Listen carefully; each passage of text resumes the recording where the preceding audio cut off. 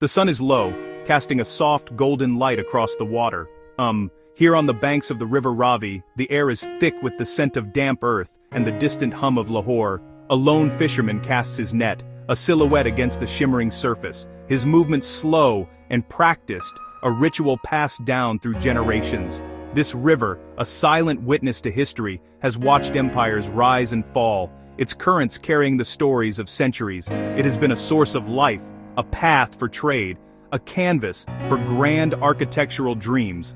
Today, we stand on its banks and ask, how did this single ribbon of water shape Lahore over the last 500 years? To understand this, we must look not just at the river itself, but at the maps that chart its journey alongside the city. Imagine an old hand-drawn map, parchment faded, ink softened by time. The Ravi meanders through it, a dominant blue artery. Long before the grand Mughal forts and sprawling British cantonments, Lahore was a smaller, more intimate settlement, nestled close to the Ravi. On a map from this early period, you would see a cluster of mud brick houses and narrow winding lanes, all within easy reach of the river. The Ravi was the central axis of daily life. Its waters were drawn for drinking, cooking, bathing. People gathered at its banks to wash their clothes and socialize, the rhythmic sounds of their activities mingling with the gentle lapping of the water. Small simple wooden boats drifted along its surface, ferrying people and goods between nearby villages. The river was the primary source of sustenance for this nascent community. Its annual floods, while sometimes destructive, deposited rich alluvial soil along its banks, creating incredibly fertile farmland. The earliest maps show these floodplains as a patchwork of green, where farmers cultivated wheat vegetables and other essential crops to feed the growing population. With the arrival of the Mughal Empire in the 16th century, Lahore and its relationship with the Ravi entered a golden age of transformation. The Mughal emperors, renowned for their love of symmetry, nature, monumental architecture, saw the river not just as a resource but as a grand stage for their imperial vision. The maps from this era begin to show a dramatic change. The simple, organic settlement starts to be overlaid with grand geometric designs. The Mughals were master hydraulic engineers. They harnessed the Ravi's water to create an elaborate network of canals, channels, aqueducts that fed their magnificent creations. The river became an artist's tool. This period saw the construction of some of Lahore's most iconic landmarks, many of which were intrinsically linked to the river. The Lahore fort was expanded and fortified, its northern walls rising directly above the river's course, creating an imposing and majestic sight. Just across the water, the sublime tomb of Jahangir was built, surrounded by the sprawling Dilkusha garden. The river provided both a scenic backdrop and a practical means of transport for the massive quantities of marble and sandstone required for these ambitious projects. The famous Shalimar Gardens, though located a few miles away, were fed by a 100-mile-long canal, the Shah Nahar, which drew its water directly from the Ravi, showcasing the Mughals' ability to manipulate the landscape on a massive scale. The river's role in commerce also expanded significantly under Mughal patronage. Lahore blossomed into a major hub on the trade routes connecting Persia, Central Asia, and the rest of India. The Ravi became a bustling artery for trade, with larger boats transporting luxury goods like silks, spices, carpets, precious metals. The city's waterfront would have been a vibrant scene, with docks and wharves teeming with merchants and laborers. The wealth generated from this trade funded further architectural marvels and contributed to the city's cosmopolitan atmosphere, attracting artisans, poets, and scholars from across the empire who were drawn to the beauty and prosperity of the city on the river. The arrival of the British in the 19th century marked another profound shift in the story of Lahore and the Ravi. Where the Mughals saw a canvas for aesthetic and imperial grandeur, the British saw a strategic asset to be engineered for administrative control and economic efficiency. Their approach was methodical and driven by cartography. The maps of Lahore from the British era are distinct, straight lines, grids, a focus on infrastructure. The river was no longer just a feature of the landscape. It was an element to be tamed, bridged, integrated into a new modern system of transport and industry. Order was imposed upon the water. One of the most significant British contributions was the construction of permanent, large-scale infrastructure that fundamentally altered the city's connection to the river. In 1876, the Ravi Railway Bridge was completed, a formidable iron truss structure that connected Lahore to the wider railway network of British India. This bridge was a symbol of industrial might and strategic planning, allowing for the rapid movement of troops, raw materials, finished goods.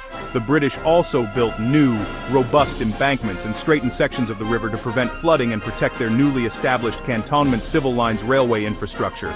These interventions began to confine the river to a more predictable, engineered channel. The Industrial Revolution, which had transformed Britain, also made its way to the banks of the Ravi.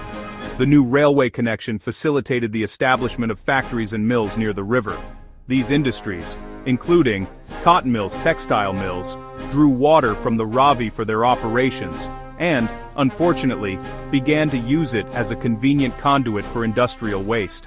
This marked the beginning of a new and troubling chapter in the river's history.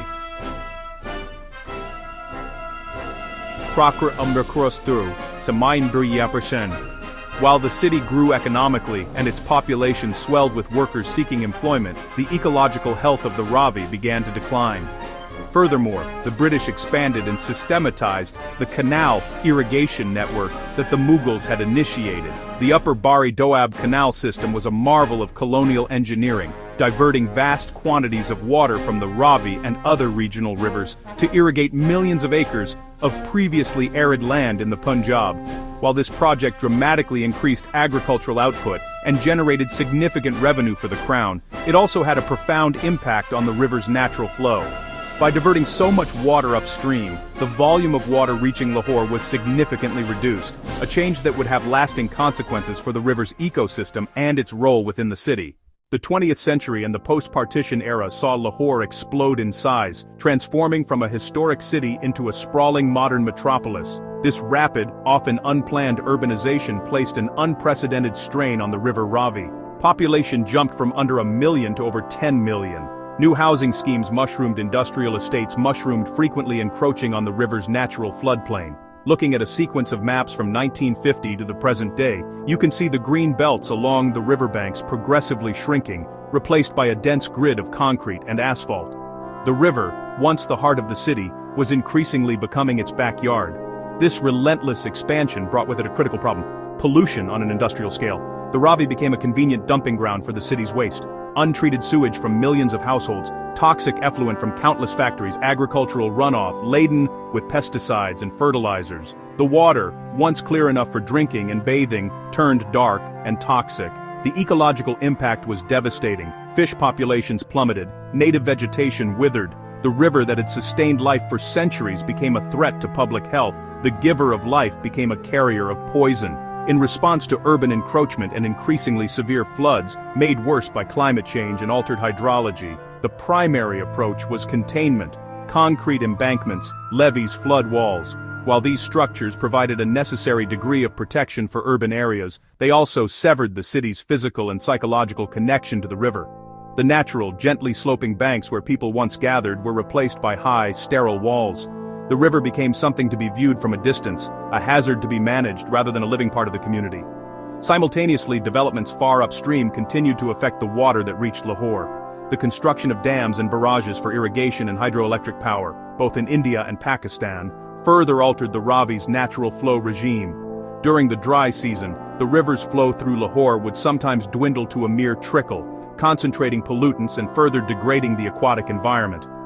This complex web of urbanization, pollution, and large-scale water management created a crisis for the Ravi, pushing it to the brink of ecological collapse and forcing the city to confront the consequences of decades of neglect. The influence of the River Ravi extends far beyond its physical channel. It is deeply embedded in Lahore's daily life, culture, and urban form. For centuries, the river dictated the rhythms of work. Farmers timed their planting and their harvesting, relying on nutrient-rich silt for crops. Fishermen, dhobies, boatmen all derived livelihoods from the water, shaping social life along the banks. Even as the city industrialized, the river remained a source of employment, powering mills, transporting goods. Culturally, the Ravi is a powerful muse and spiritual focal point. It appears in Punjabi folklore poetry music. It symbolized love separation, the flow of time. The Sufi saint Madho Lal Hussain is famously linked to the river, his story tied to its banks. Festivals, religious rituals were celebrated by the water, purifying and sacred. The river was treated as a living entity, full of stories that bound the community.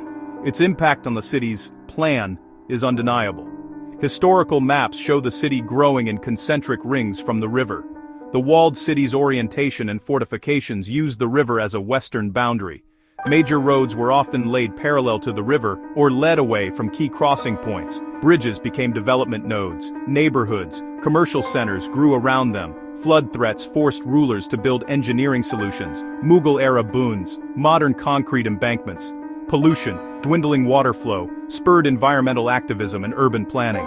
Neglect forced innovation, studies on wastewater treatment, ecological restoration, sustainable urban development.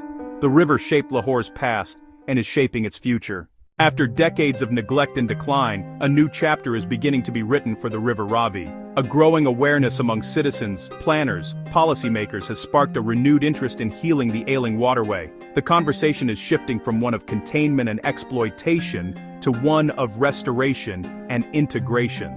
The latest maps being drawn for Lahore's future no longer show the river as a forgotten boundary, but as a vibrant green centerpiece for a more livable and sustainable city. This vision represents a profound change in perspective, rekindling the ancient symbiotic relationship between Lahore and its river. Ambitious plans are now on the table, most notably the Ravi Riverfront Urban Development Project. While large-scale projects face complex challenges, the core idea is ecological and social rejuvenation. The vision includes creating vast green belts, public parks along the riverbanks, and planting millions of trees to restore the ecosystem and stabilize soil. Planners envision walking paths, cycling paths, public squares, and recreational areas where citizens can reconnect with the water. The goal is to turn the backyard back into the front yard. The focus is creating a blue-green corridor to serve as the lungs of the expanding metropolis. Central to this hopeful future is the monumental task of cleaning the water. New strategies are being developed to tackle pollution at its source. This includes building multiple wastewater treatment plants, ensuring sewage and industrial effluent are properly treated before discharge. Citizen-led initiatives are gaining momentum. Public awareness campaigns to reduce plastic waste and pushes for stricter enforcement of environmental regulations.